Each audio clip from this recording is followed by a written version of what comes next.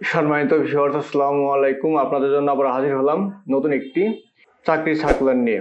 বাংলাদেশ সেনাবাহিনীতে সৈনিক পদে নিয়োগ বিজ্ঞপ্তি প্রকাশিত হয়েছে। এই নিয়োগ বিজ্ঞপ্তি নিয়ে আলোচনা করব এই ভিডিওতে। তাহলে চলুন বিস্তারিত দেখে আসি।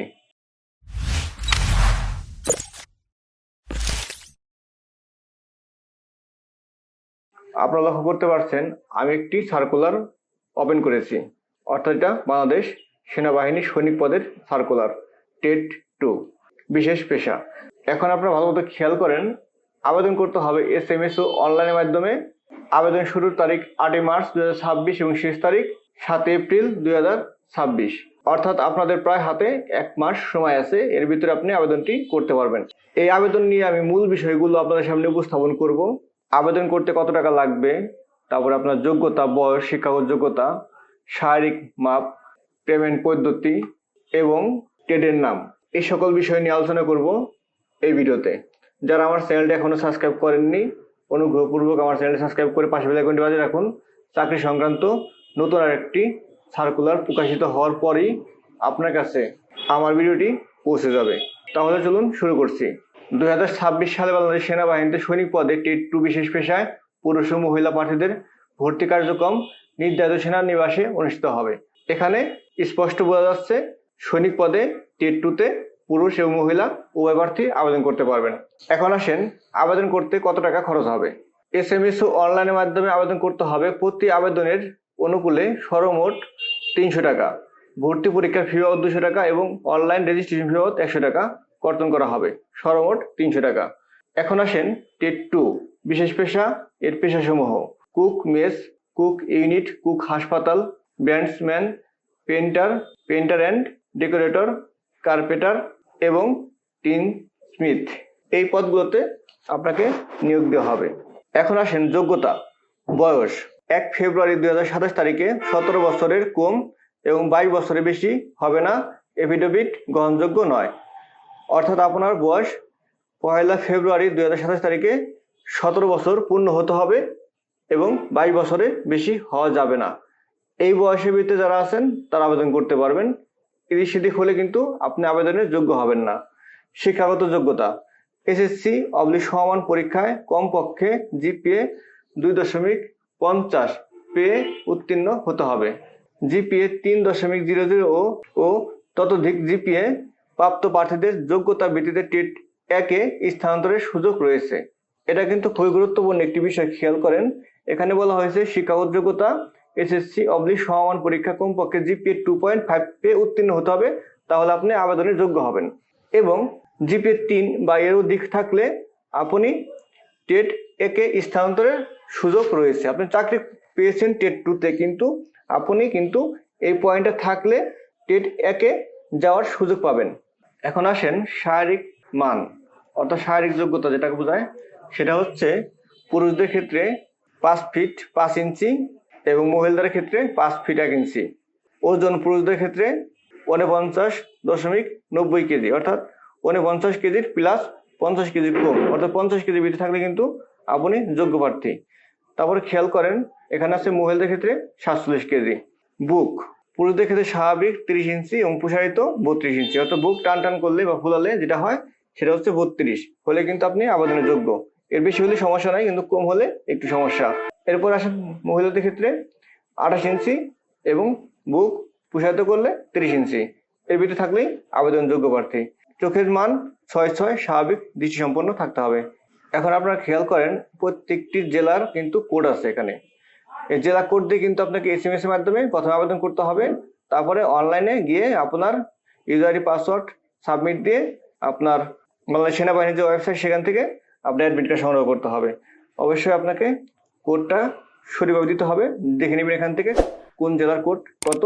যেখানে আমার জেলার কোড মানিকগঞ্জ 39, আপনাদের ক্ষেত্রে এরকম দেওয়া আছে প্রত্যেকটা জেলার, আপনারা দেখে নেবেন। এখন আমি উপরে চলে যাচ্ছি, খেয়াল করেন টেটের নাম, টেট কোড ও জেলার নাম। কুক ইউনিটের টেট কোড হচ্ছে 101। এই পদে আবেদন করতে পারবেন বাংলাদেশের সকল জেলার নাগরিক। কুক মেস কোড 102। এখানে কিন্তু জেলা ভাগ করা আছে, খেয়াল করেন ঢাকা, গাজীপুর, কিশোরগঞ্জ, বগুড়া, জয়পুরহাট, সিরাজগঞ্জ, কুড়িগ্রাম, কুমিল্লা, ব্রাহ্মণবাড়িয়া, নোয়াখালী, সিলেট, যশোর, শরীয়তপুর, রাজশাহী, নাটোর, পাবনা, ময়মনসিংহ, টাঙ্গাইল, জামালপুর, শেরপুর, রংপুর, ভোলা, এই জেলার প্রার্থীগণ এই কুক মেস এ আবেদন করতে পারবেন। কুক হাসপাতাল 103, লালমনিরহাট বা পিরোজপুর এই জেলার লোক আবেদন করতে পারবেন। ব্যাটসম্যান 104, ঢাকা, নারায়ণগঞ্জ, নওগাঁ, গাইবান্ধা, নোয়াখালী, সিলেট, সুনামগঞ্জ, যশোর, রাজশাহী, পাবনা, ময়মনসিংহ, টাঙ্গাইল, জামালপুর, শেরপুর, নেত্রকোনা, রংপুর, দিনাজপুর, নীলফামারী, পঞ্চগড়, ঠাকুরগাঁও, খুলনা, বাগেরহাট, চাঁদপুর, পটুয়াখালী, চট্টগ্রাম, বান্দরবান এই জেলা প্রার্থীগণ আবেদন করতে পারবেন।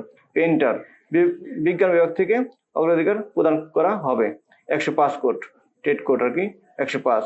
এখানে ঢাকা, মানিকগঞ্জ, কিশোরগঞ্জ, নওগাঁ, সিরাজগঞ্জ, গাইবান্ধা, কুড়িগ্রাম, ব্রাহ্মণবাড়িয়া, যশোর, শরীয়তপুর, মাদারীপুর, চুয়াডাঙ্গা, মেহেরপুর, নাটোর, কুষ্টিয়া, ময়মনসিংহ, বাগেরহাট, বরিশাল, বরগুনা এই জেলা প্রার্থীগণ আবেদন করতে পারবেন। পেইন্টার এন্ড ডেকোরেটর শুধুমাত্র বিজ্ঞান বিভাগ থেকে পুরুষ প্রার্থীদের আবেদন করতে পারবে। এই পদে কিন্তু মহিলারা আবেদন করতে পারবে না, শুধু পুরুষরা আবেদন করবে। কোড হচ্ছে 106, অর্থাৎ টেট কোড 106।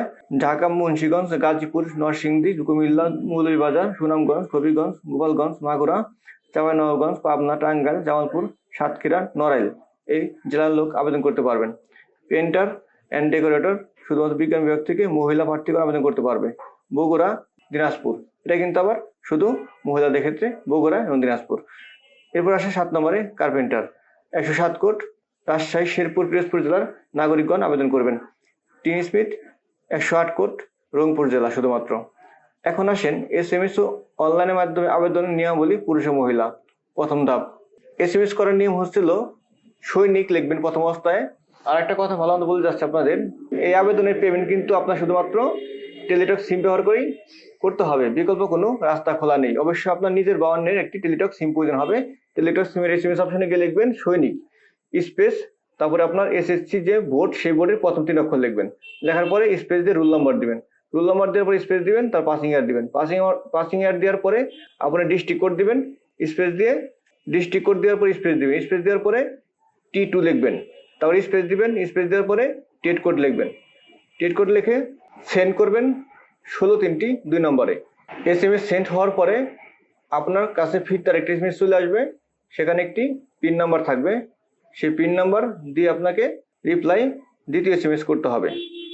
দ্বিতীয় SMS এর সিস্টেম আমি বলে দিচ্ছি, আপনারা খেয়াল করেন।